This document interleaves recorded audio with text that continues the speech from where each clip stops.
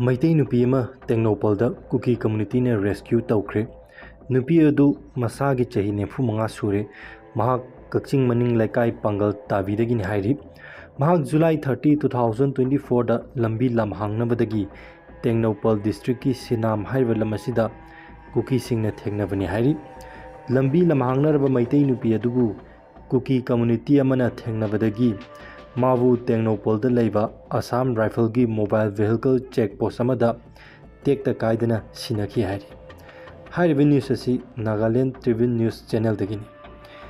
Bangladesh da amuk hana irang thokre miyoi 98 hatkhre aduga matam kaktana curfew thamkre. Ngasi fawbuda irang asina maram oiraga sikhiba miyoi masing sohumlom sukre. Bangladeshi protester Lising hena makhoi Prime Minister Sheikh Hasina bu resign tawgadabani haina protest tawki. Country asigi Home Ministry na matam kaktana curfew lauthokre. Mobile internet su thingjinkhre aduga thokliba irang asina maram moiraga asok apan asina yaudanabagidamak Monday, Tuesday, Wednesday fawba general holiday lauthokre. 4 August 2024 da student protesters singna Bangladesh country asi capital Dhaka fawba chatnabagi rally ama sinki amadi mahiroi sing asigi pandamna makhoigi PM Sheikh Hasina bu resign tawhaibasini. Bangladesh protesters singi marueba atopa demand amana Bangladesh War of Independence 1971 da yaukhiba war veterans sing adugi relatives da 30% government job ki quota piribasi lauthoku haibasini. United Kingdom gi riots PM Starmer na protesters sing da makhoi irang asi henjillabadi afabo oiroi haina protesters sing da warning pirakre. Hauzik United Kingdom dasu irang kana thokli protesters sing na mihatpa athubada matamda puthokadabani maralgi matungina serak pigadabani haina protest kana chathakre.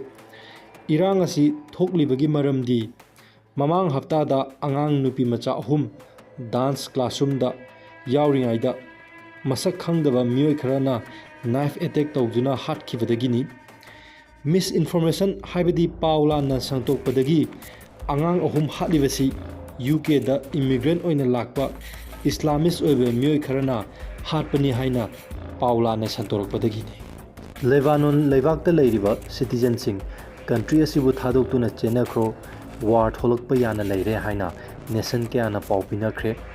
US, France, Britain, India country nasu makhoigi citizen sing Lebanon country da koiba chatpa leiragasu yamna thuna halao haina paupinakhre. Israel amadi Iran gi backing da laiba Hezbollah political party amadi militant group amasu oiriba anisigi marakta lan torpa yana leire hairi.